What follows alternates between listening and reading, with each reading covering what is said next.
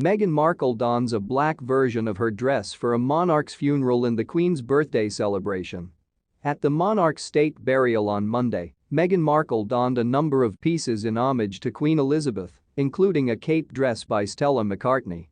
In honor of Queen Elizabeth II, Meghan Markle wore a number of outfits on Monday at the monarch's burial. The Duchess of Sussex, 41, accessorized with a pair of pearl and diamond drop earrings that were previously a gift from the Queen, and a black cape dress by Stella McCartney. Meghan previously wore a navy version of the same dress in 2018 to a live television performance at London's Royal Albert Hall in celebration of the Queen turning 92.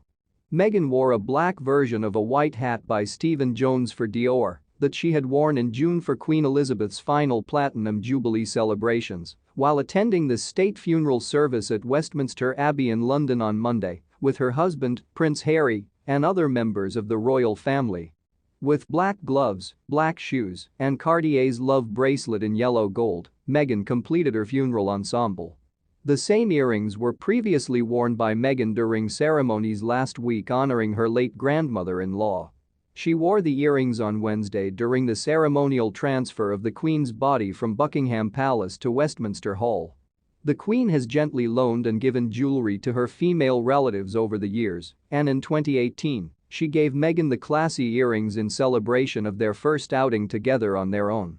The earrings the late sovereign gave Meghan seemed to be a scaled-down version of one of her own go-to pairs.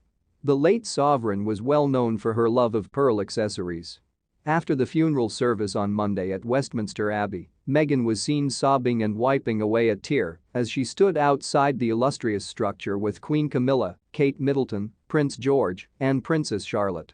When Charlotte turned to see Meghan as she stood behind Camilla, 75, George, 9, and Charlotte, 7, the tiny Princess of Wales received a tender grin from Meghan as she gazed down. Harry, 38, joined his father King Charles III, brother Prince William, and other members of the royal family in the procession from Westminster Hall, where the Queen had been lying in state since Wednesday, to Westminster Abbey earlier in the day. Harry and Meghan arrived at Westminster Abbey together in a car. Following the official funeral at Westminster Abbey, the Queen's coffin was carried through Buckingham Palace in the second of three processions that day to Wellington Arch and Hyde Park, and then west to Windsor, where she will be put to rest later on Monday. King returns to his job as he is still grieving the loss of his mother. The King is instructed to privately mourn his mother for a week while thinking about the important issues he must address at the outset of his reign.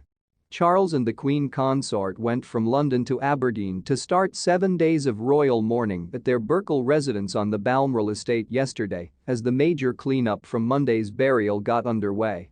During the period of court mourning, members of the royal family are not expected to participate in any public events, and the Union flag will fly at half-staff at all royal homes until 8 a.m. on September 27.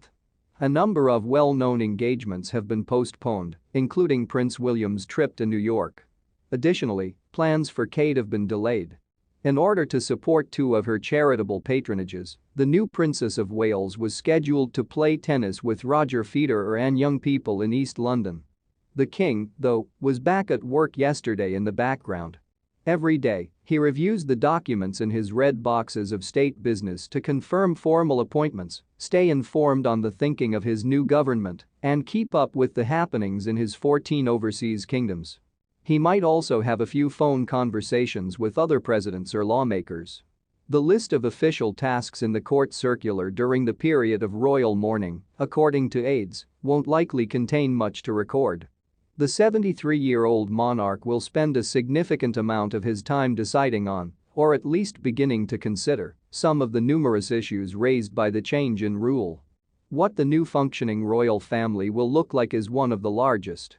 For many years, the King's advisors have hinted in secret that he wished to reduce the number of family members who represent the monarch in formal engagements. The public is in favor of a less expensive, more compact model.